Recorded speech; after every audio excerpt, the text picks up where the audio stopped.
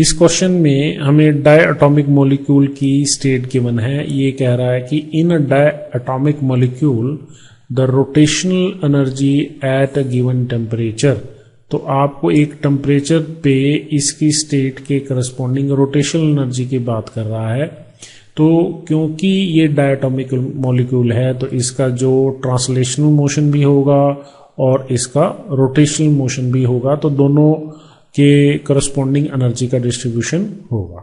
ठीक है, तो यहां पे कह रहा है कि eight a given temperature it obeys Maxwell distribution. ठीक है, होगा जो डायटोमिक मॉलिक्यूल है it obeys Maxwell distribution eight a given temperature. ठीक, बी पार्ट में कह रहा है have the same value for all the molecules. तो जो रोटेशनल एनर्जी है वो सभी मॉलिक्यूल्स के लिए सेम होगी। तो ये बात तो गलत है, क्योंकि मॉलिक्यूलर मोशन जो है वो रैंडम मोशन है।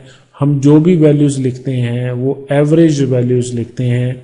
तो जो डिस्ट्रीब्यूशन है स्पीड का भी, मैक्सवेल डिस्ट्रीब्यूशन में भी आपने पढ़ा है दैट एवरेज, मोस्ट प्रोबेबल और आरएमएस, जो मॉलिक्यूल्स की स्पीड का जो डिस्ट्रीब्यूशन है, ठीक है, उसके करस्पॉन्डिंग हम उसकी ट्रांसलेशनल एनर्जीज को लिखेंगे। तो टोटल एनर्जी में से कुछ हिस्सा जब ट्रांसलेशनल में जाएगा जो कि एवरेज्ड ओवर है, तो रोटेशनल एनर्जी भी जो है वो एवरेज्ड ओवर होगी।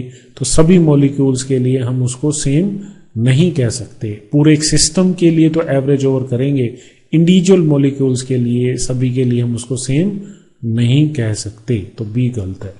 सी equals the translational kinetic energy for each molecule. तो ये भी गलत है।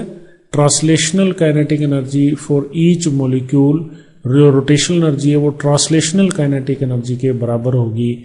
That is also wrong. क्यों? अगर हम यहाँ पे डायटोमिक मॉलिक्यूल की बात करें तो 3 डिग्रीज ऑफ फ्रीडम तो ट्रांसलेशनल मोड के हैं और 2 डिग्रीज ऑफ फ्रीडम जो हैं वो रोटेशनल मोड के हैं।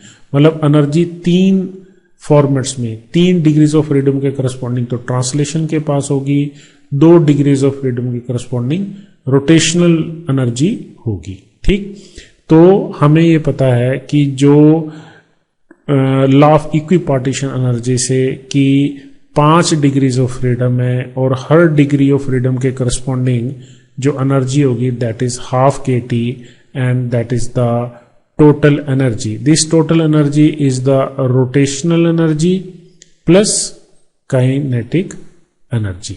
ठीक है, अब यहां पे अगली ऑप्शन को भी देख लें। ये कह रहा है 2/3 the translational kinetic energy of each molecule.